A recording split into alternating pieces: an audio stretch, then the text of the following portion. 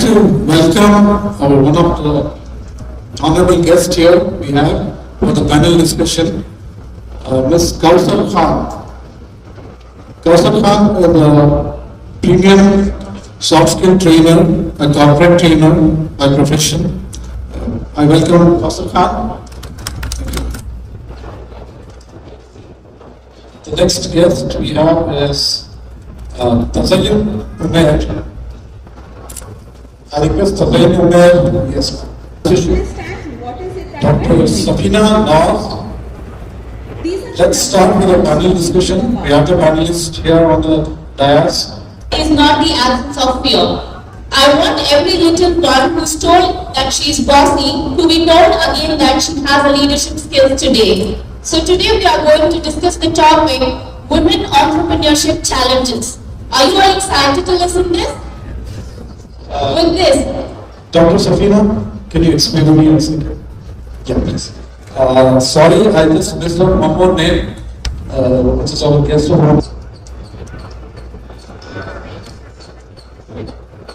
Thank you. what makes a woman successful? Ma'am, can you share some few words? What makes women successful? Ma'am, do you want to add something to this? She's absolutely right. Just confidence and attitude. The undying fire to your belly. Not a proof to the world, but the thin line between success and failure is only attitude. I think I would like to add that it is the undying spirit of a woman to do something, to make a difference. That is what would define her and help her to become confident and also dream big. You know, these are the two things that I would say that would help a woman in becoming a successful woman, because success has a very different parameter. For some, success can be measured by material wealth. In some, it could be about the difference she's making in another's life. But whatever, the common underlying factor in all of this is her undying spirit to that whatever she wants to do, and her dream for doing that. That would help her in achieving the confidence in everything else. Can you add few points there? What makes women successful?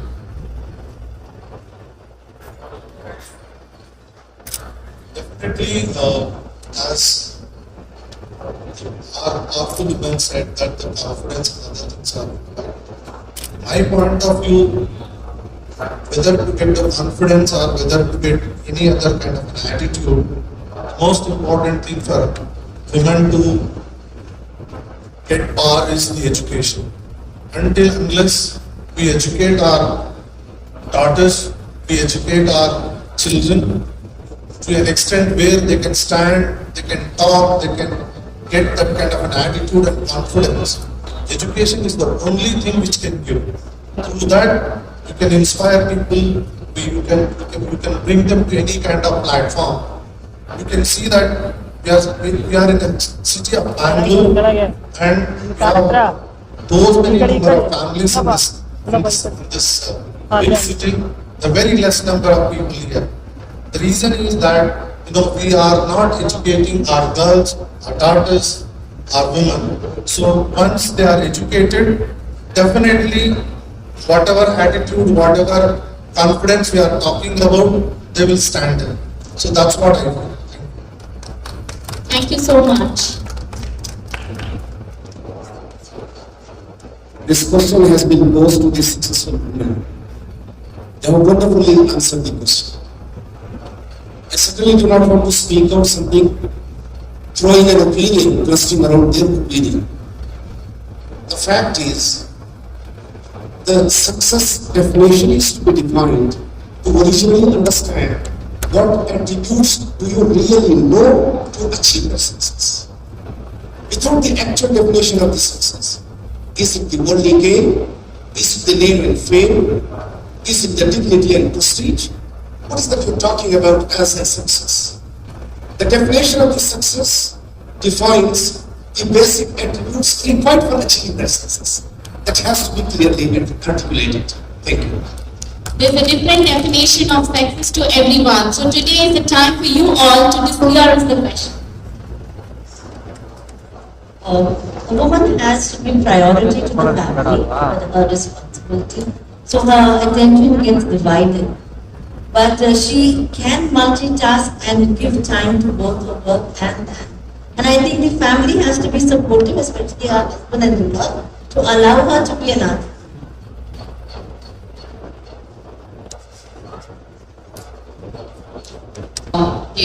Not everybody can be entrepreneurs. You need to have a lot of risk-taking capacity and to dream and to focus on your dream. But having said that, it doesn't come with any less challenges. You will have multiple challenges which come in at different points in your life, in all sizes, in all colors, and at different points. One is you don't give up on your dreams. Perseverance is necessary. Not reacting is another, because all these things are being self-aware. You need to position yourself well. Challenges, whether it is going to be monetary, whether it's going to be your family, sometimes it's going to be your work, sometimes it can be your health as well. Learning to prioritize and having the never give up spirit, because it's your dream, it's your baby, it's your child. So challenges are going to be there. I mean, I came in about 15 and everybody goes through that, and so have I. But most importantly is knowing, one, what you're capable of doing, knowing how far you can go, but definitely not by defying others. Don't fight, it doesn't work that way. I've never fought for anything. When you have got a dream to achieve, you need everybody to synchronize with you, to be with you. Life becomes far better. So learning the art, learning the skills. Please understand, it is a 20-80 game. It's called the Pareto's law, right? So the success, in whichever way you define it, success is the satisfaction that you derive. So when you got success in any which way, every day, every month, every hour, in the contribution of the success of your dream, 20% is your product, 20% is your service. The 82 is to do with the way you position yourself, which we call as the customer-centric mindset. So challenges are going to be there, there's no doubt about it. But if you know how to position yourself, if you are willing to take help, if you are learning those skills, which are called acquired skills, and learning to deliver them, taking action, I think any challenge is going to be not so difficult. Believe me, I'm in the industry for the past 28 years and I'm sure it was not easy. And the arena that I am in is male dominated. I am into soft skills. It's called power skills now. You seldom to have a woman who is doing this. And there is no Muslim woman who is doing it all India. Right? So when I started this about 28 years ago, don't even ask the kind of challenges that I faced. Let me tell you, all entrepreneurs are going to face similar, difference in sizes. But I think what really defines you is the way you position yourself. Thank you for your question. Team challenge, cultural, financial, and psychological. And in these, if I sum it up in these four aspects, that these, and add them to what has been said, that risk mitigation, the risk-taking ability, but not all of these four heads. But more importantly, I think the entrepreneur, for a woman entrepreneur, the initial is the social and the cultural. That is the first step of actually, of the challenge that a woman has to come through. And if she comes through that and faces and crosses these two challenges, the rest of the challenges comparatively are easier. They are not less difficult, but they're still easier compared to the social and the cultural. And it is the mindset. The challenge is also a mindset.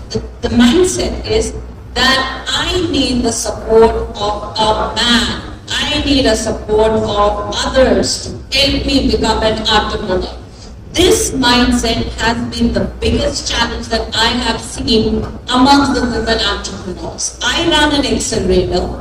I have faced an accelerator wherein I had 6% entrepreneurs out of the 650 entrepreneurs that we had. Slowly we have helped take that percentage from 6% to 12%. But invariably, I have noticed this mindset has been predominantly there, and we have been trying to address this mindset, this problem that look, you do not need anybody. You yourself, anybody who comes and supports you is just a wind beneath your wings. You are already empowered. You already have the capability of doing things. You don't need support. You are the ones as an entrepreneur who are going to give support to many others. I am a great advocate of entrepreneurship largely because it helps in employment of others. We make a country a better place because we generate employment through entrepreneurs. So the biggest challenge, these are the 5 challenges that I would actually say that is largely faced by women entrepreneurs. Social, cultural, psychological, financial, which can be addressed, and lastly, the mindset. And do you think whatever the challenges that you have faced and whatever you are discussing now can be overcome with solutions for this? Every problem has a solution. Every problem. There is nothing in this world that is not solved, cannot be solved. It is the intent of the individual and the community also to address it. It cannot just generally be an individual. I might have the intent, but the community is not ready to support me. That is also something which can be a hindrance. Well, I would also like to end in the challenge is also the gender equality and gender parity. The biases that we have, this which don't actually become a part of the social and the cultural aspect, the challenge. But this gender inequality and gender parity are also aspects which do hinder women entrepreneurship. And yes, there are solutions, and the solutions can be the community, the people, the family, the community, the government, the policies, which can all help overcome these problems. So each one of us has to give, has to actually give their bit in promoting women entrepreneurship, not as a community, as a CSR, but because very importantly, we must realize that the contribution of the women in the economy currently, it is not actually calculated to the T. It is not measured incomplete. But if the women contribution is factored into the economy, we would actually become the first largest economy in the world. It is actually attributed that the world economy, the global economy, would increase by 28 trillion US dollars if the women contribution is factored in. Just imagine from a 3.5 trillion economy, India would become, and we are actually aspiring to become a $10 trillion economy in 2047. And if we just increase the women contribution to 50%, we are going to achieve it much earlier than 2047. It is just the women contribution which is waiting to be taken forward. And we can do that by actually helping these biases by overcoming these challenges. Basically, when we talk about both these, for women, entrepreneurship is a better option than employment. Because they get a lot of time freedom, they can plan accordingly. The only thing is that they need to have process, system and strategies, and they should build a team. More often than not, what happens is they become self-employed. They get doing everything by themselves. There's no possibility of growth. So if they can build a good team and then bring process systems and strategies in the business, it can be scalable, and at the same time take care of, as Ma'am was telling, they get to take care of the family. That's the primary role and responsibility that the creator has given. So what happens in case you are sacrificing that for the career, then the ultimate result would be a very demolished society. The So you have to take care of the children, the family. There's a prime responsibility that creator is given. You cannot substitute that, right? Now, in that case, you need a lot of time freedom. And what better option do you have than entrepreneurship? You have to get that. One is that. And the second thing is, we have a lot of challenges. Women entrepreneurs, they face a lot of challenges and all that. We have a very clear role model in front of us. She was the best and the most powerful business person of that era. How did she manage? She built a team. She's asking to repeat the name of the the first lady of Islam, she was the most powerful business person. She was doing import and export. How could a woman do that? Because she had that knowledge and that capability of building teams, and she could identify the best salesperson in Jerusalem. I mean, best in the sales. So what better role model for the women want today than to emulate him? Definitely success is for them. Faced by the women in the entrepreneurs. I will not talk on that. I will talk on the positive side of it. We have all seen our mothers, wives, daughters at home, how powerful they are. They are very powerful people than us. It has happened to me in my life that I have worked under two women who are the most powerful managing directors whom I have seen in my life. One of the best things what I can say is, in business, whether the director or the owner, whether it's a woman or a man, the challenges are same. Other than the points, ladies, which I have opened up. But the real advantage with women is they are the most successful business owners than men. We have seen it. They take their decisions very well. Very recently I was reading that the women's memory power is 6 times higher than the men. Tell me what else you want from them. So, to run any business, women are more capable of. They can do much better than us. Very unfortunately, we haven't given the chance. If I have to talk about the weakness for the women, is that they are not getting the chance to start their own businesses, which I request people sitting here to give that kind of a chance to your daughters. They will definitely do better. Thank you. The point has rightly highlighted. قوت فکر و عمل پہلے فنا ہوتی ہے. قوت فکر و عمل پہلے فنا ہوتی ہے. تب کسی قوم کی شوکت میں زوال آتا ہے.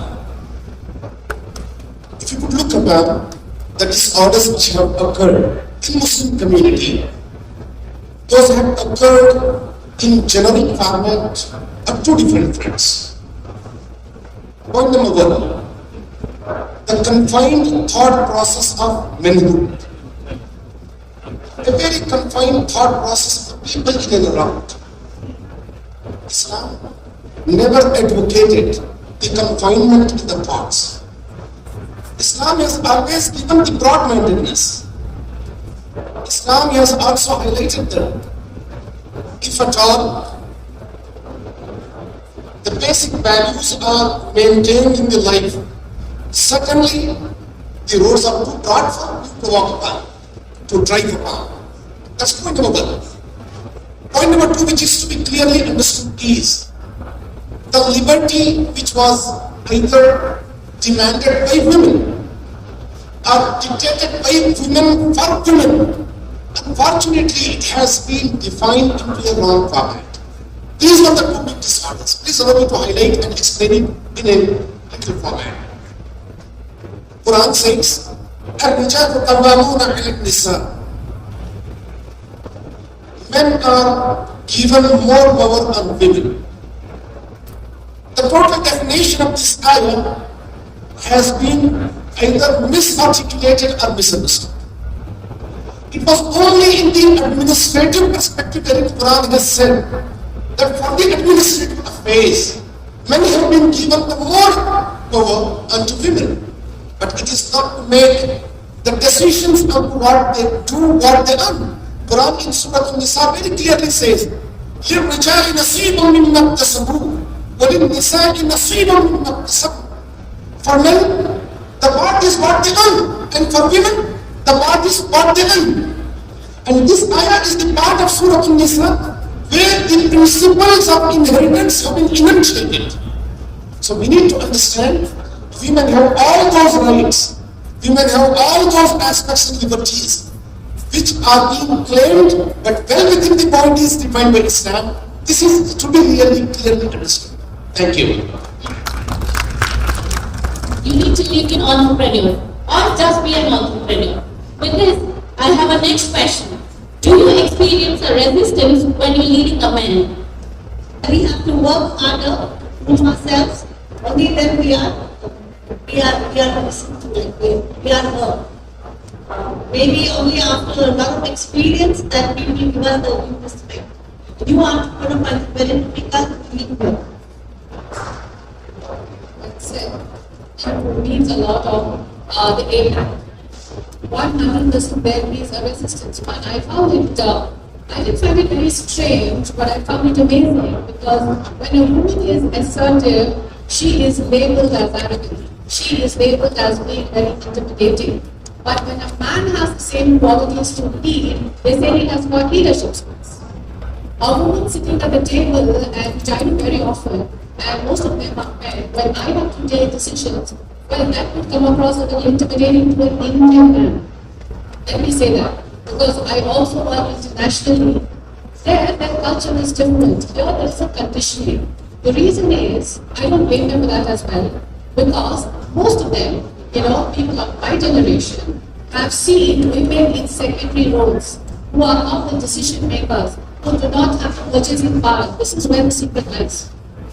So when they have to report to a woman, they have to take, I wouldn't say orders, but probably synchronize with the woman. I do see that because of their conditioning, I do see the first thing that comes, psychology, you don't understand that anyway. So the first thing that comes is resistance. We show a lot of resistance to something which is not common.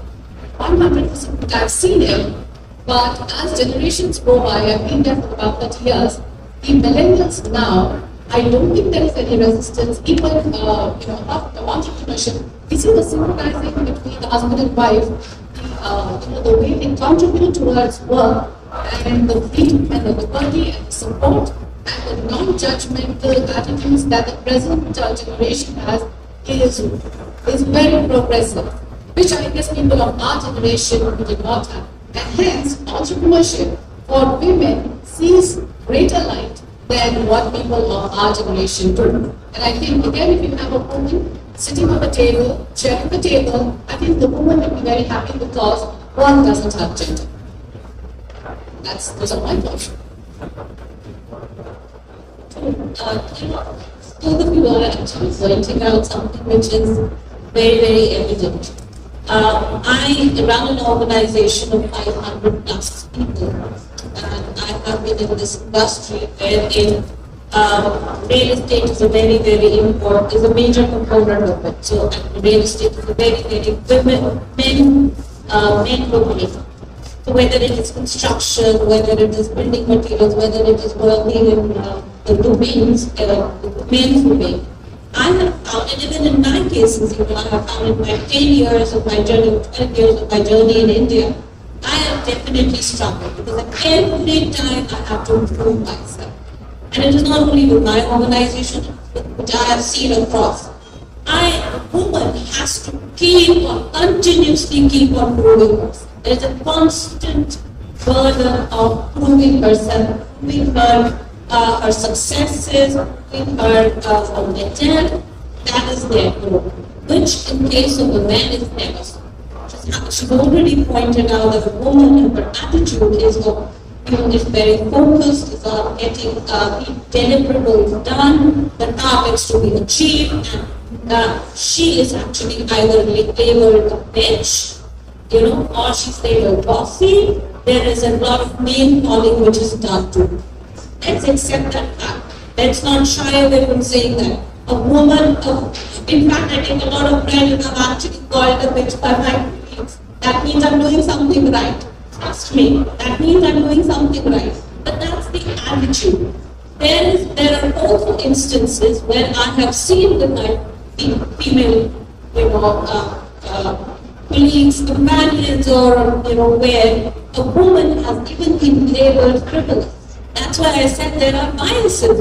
Just because she is, working hard, she's working with a man. Her character it's very easy to assassinate her character. She's a very easy punch for that. These are things which are happening more so in the subcontinent and in Asia. I would also include Asia, Far East countries. And then largely because women were always meant to serve. The attitude of women was they're only meant to serve. And this acceptance, that is where the role of a man is very important. The role of a man that no, she's not a server. She can be a giver. She is a giver. She's a caretaker. Comes in place. But our younger generation is very, very well placed. It is the generation of ours, or it is the previous generation which had completely lost its way. The future generation, and we are in very good hands. The future generation is very balanced. The future generation is more compassionate and more empathetic. This generation of the millennials that we call know their rights. They know the rights of others. They do not want to lead by trampling over or jumping over others. They know their place. They want to give others their place. They're more empathetic than the generation beyond from or the previous generation. So because of this, we are seeing in India, the future of India actually evolving into a better, because the future of India is in good hands. It is really in good hands. It's in hands of empathetic and compassionate Indians. These are people, the future of India is really very compassionate when it comes to women. Nowadays, when I see earlier in my generation, having one child was a big no-no, having one girl child was a big no-no. Nowadays, it is acceptable. Having one girl child only is acceptable. The husbands and the couple are actually balancing their work. I mean, it is no more a struggle for a woman to come home and to actually do the homework or the housework. The man is actually helping her. He's either helping in the dishes or the cooking, or is helping with the child. Earlier in our generation, the woman had to do the household, she had to do the cleaning, she had to take care of the kids, but no more. So this generation, the millennials, is much better placed, and it gives me a lot of relief when I say this, that the future of India is in good hands. And I'm seeing that because I work a lot with the millennials. I work a lot with the younger generation, and I am from the older generation, so I know my generation where it has gone wrong. And yes, for a woman, again I reiterate, it's not easy. But yes, it has been made easy now. But our struggles, there have been many women who have actually, paved the way for us. Really paved the way for us to lead a better life and better, world in terms of entrepreneurship and even in the workplace. The work conditions are much better. We have POSH also now. As a pathology, every corporate is also adopting POSH, which is also securing women nowadays. But it is just that, again, I'm reiterating for all the women here and all the men also. Please understand that you have to educate yourself on not only POSH but also the rights of the women. You can only give the rights to the woman when you know their rights. It is very important. It was very, very well pointed out. And again, I think हमारे हर चीज का नुस्खा हमारे कुरान में है, but सिर्फ हम उस नुस्खे को ढूंढते नहीं. We found like we're taking things very easy. And the easy way is कि हम पढ़ते interpretation वो करते हैं जो हमारे पास आती है, हम तफसील में नहीं जाते, we're not researching, we're not in-depth research, but every solution is in our Quran, and it is there. All rights to women are given there. The progressive world, when we are talking about US, when we are talking about the developed world, they have actually taken all of these from our religion. Trust me, everything is there in our religion. An interesting narration which came from the Hadith. There was a time when Prophet peace be upon him was to select a responsible supervisor for the market of hookahs. And you know whom he selects? He selects Hazrat Khamsa radiallahu ta'ala. That very clearly says that the responsibility of this kind can even be given to the women in any time. Alhamdulillah. This is where I totally agree with you. We've been speaking with respect to the significance of the education. I would rather emphasize, we need to emphasize upon the significance of right education.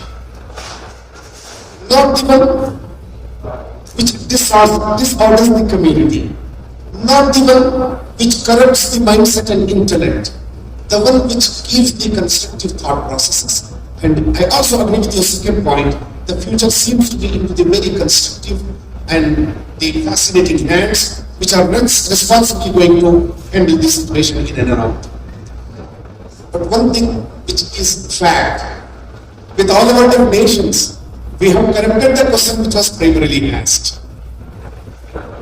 And I am very sorry for this point to put forth. Can you repeat your question again, please? Do you experience resistance when you're leading men? Do you experience resistance? When you're leading men. I give an example of Hazrat Khamsa. Besides, I must also talk about animal husbandry, livestock farming, daycare, and many more institutions during the Prophethood time, which were directly run and supervised by women, and under whom men used to work. And absolutely there was no resistance. एक मर्तबा सूरत हाल ऐसी पेश आई कि एक दिवस woman अपने बाग की तरफ जा रही थी. कुछ लोगों ने ये इल्जाम किया कि आप दिवस से घर में रुकी रही. रसूलुल्लाह सल्लल्लाहु अलैहि वसल्लम के पास वो चली आई. हजरत जाबिर बिन अब्दुल्लाह रज़ियल्लाहु अन्हु की खाला थी.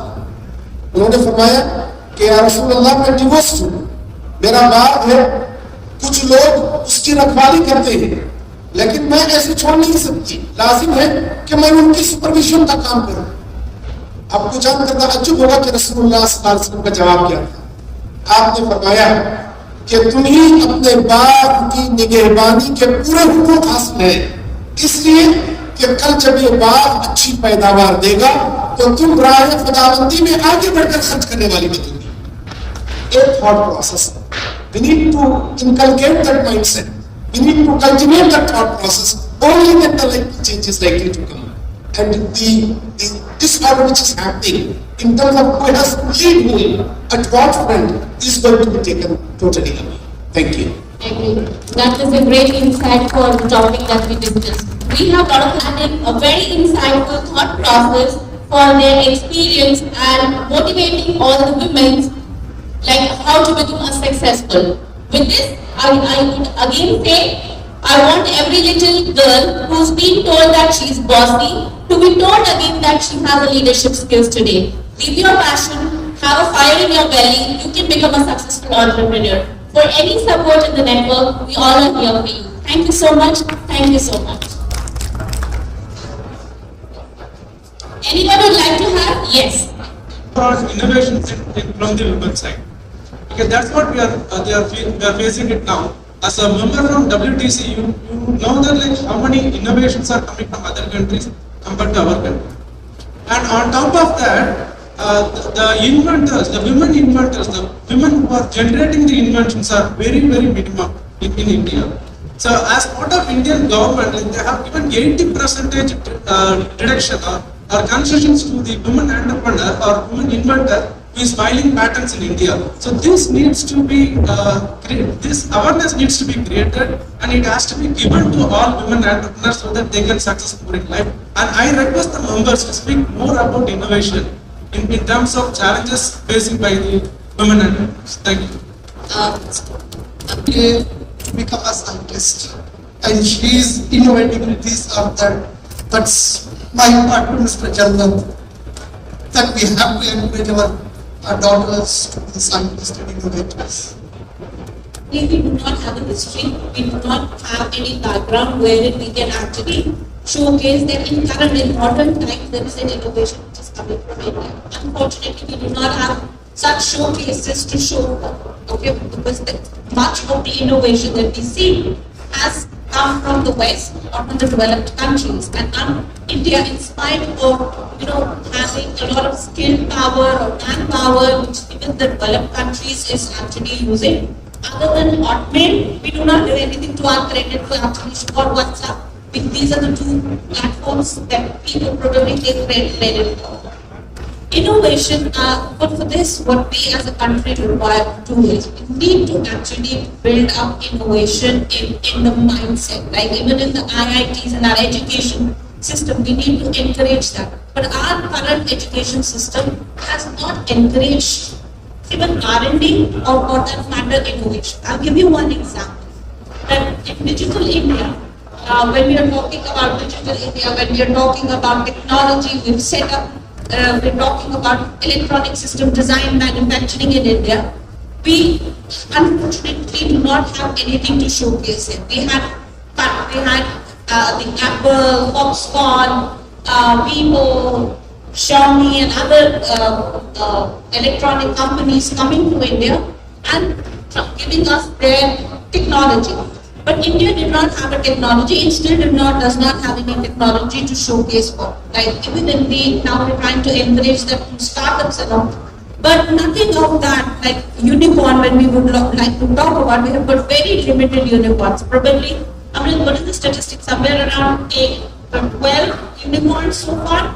12 unicorns so far we've had, but that only in software, not in anything got to do with product. The unicorns so far we've not got anything to show.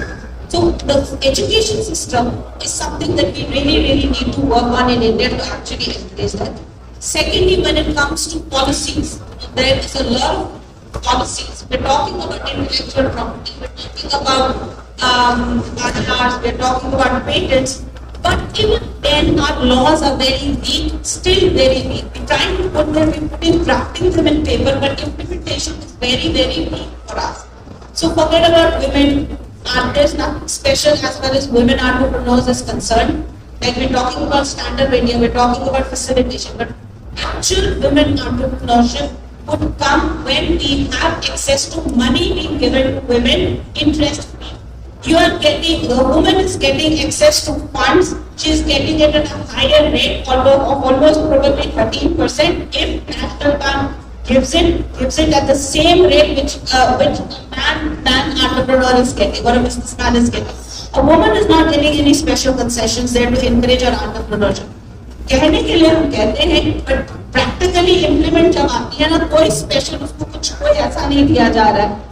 कहाँ दिया जा रहा है स्पेशल? एंटरप्रेन्योरशिप में नहीं दे रहा है, एम्प्लॉयमेंट में दिया जा रहा है, कॉर्पोरेट में दिया जा रहा है. बट एंटरप्रेन्योर को, because what does an entrepreneur require? It requires an access to market, access to money and access to mentors. Mentor उसको मिलता है उसी वाली चीज में जैसे उसको सब जगह मिलता है. एक्सेस टू मार्केट में उसको वैसे ही मिलता है जैसे सबको बाकी सारे एंटरप्रेन्योर्स को मिलता है. अब एक ही चीज है जो उसको डिफरेंशिएट कर सकता है, वो है एक्सेस टू फंड्स. वो भी डिफरेंशिएटेड रेट पे नहीं मिलता. तो कहने के लिए स्टैंड अप इंडिया है, अगर उसको कुछ स्पेशल नहीं मिल रहा है. अभी उस बारे में कहीं पे गवर्नमेंट ने बहुत सारी स्कीम्स निकाली है, जैसे महिला स्कीम निकाली है. There are certain schemes, but that is nothing which we would say that it is special. If उसको इंटरेस्ट नहीं मिल रहा है, उसको स्पेशल इंटरेस्ट कंसेशंस नहीं मिल रहा है, वो नहीं मिलता. So that encouragement is still very far for India to talk about. Thank you so much. Something else to ask, then you finish. Probably like audience, whoever is having a question, we can take it offline. There are few companies which have an internal policy, which are encouraging women. They're giving, those patents to their employees. They're giving extra shares. They're giving certain, equities to the women entrepreneurs to whom especially the patents are, in whose name their patents are. So there is one company that I know of is doing. There is another company which used to do, but I am not sure what's doing right in today's time. Used to be a vendor to Microsoft. They used to also have that. But statistically, it's a lot of very good field for you to consider. If you look at the statistics also, IIT women numbers are increasing. Thank you so much. I hope the question is being answered.